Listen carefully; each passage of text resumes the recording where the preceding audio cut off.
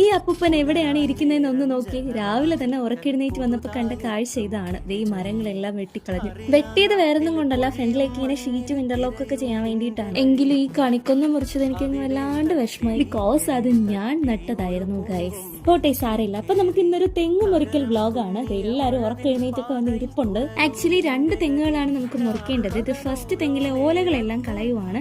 എങ്കിലും എനിക്ക് ചെറിയൊരു വിഷമം കണിക്കൊന്ന ഓർക്കുമ്പോ ഉണ്ട്. ഇവനാണെങ്കിൽ ഇന്നലെ മുതലേ ഭയങ്കര എക്സൈറ്റ്മെന്റ് ആയിരുന്നു. എപ്പം മുറിക്കാൻ ആള് വരും, എപ്പം മുറിക്കാൻ ആള് വരും. പക്ഷെ വന്നത് വെളുപ്പാങ്കാലത്തായി. Chess number 2 on the stage. രണ്ടാമത്തെ ആളും കൂടെ ഉറക്കെഴുന്നേറ്റ് വന്ന് നിപ്പോണ്ട് കാണാൻ വേണ്ടിയിട്ട്. എനിക്ക് ആ കണിക്കൊന്ന മരം കാണുമ്പോൾ നല്ല വിഷമാവുന്നുണ്ട്. ഞാൻ അതിന്റെ ഒരു വീഡിയോ അപ്ലോഡ് ചെയ്തിട്ടുണ്ടായിരുന്നു. കണിക്കൊന്ന ആ ഒരു വിഷു ടൈമിൽ ഞങ്ങൾക്ക് കിട്ടിയിട്ടുണ്ടായിരുന്നില്ല. പിന്നെയാണ് നമുക്കത് പൂവൊക്കെ വന്ന് അടിപൊളിയായത്. അപ്പോഴത്തേക്കും ദേ കിടക്കുന്നു തറയിൽ. മാക്സിമം വെട്ടാണ്ടിരിക്കാൻ നോക്കി, പക്ഷെ പറ്റില്ല. മരങ്ങളെല്ലാം വെട്ടിക്കഴിഞ്ഞതിന് ശേഷം ക്ലീനിങ് പ്രോസസ്സ് സ്റ്റാർട്ട് ചെയ്തിരിക്കുകയാണ്. അപ്പൊ ഇന്നത്തേക്ക് ഇത്രയുള്ളൂ. ബാക്കി കാര്യങ്ങൾ അടുത്ത വീഡിയോയിൽ കാണാം.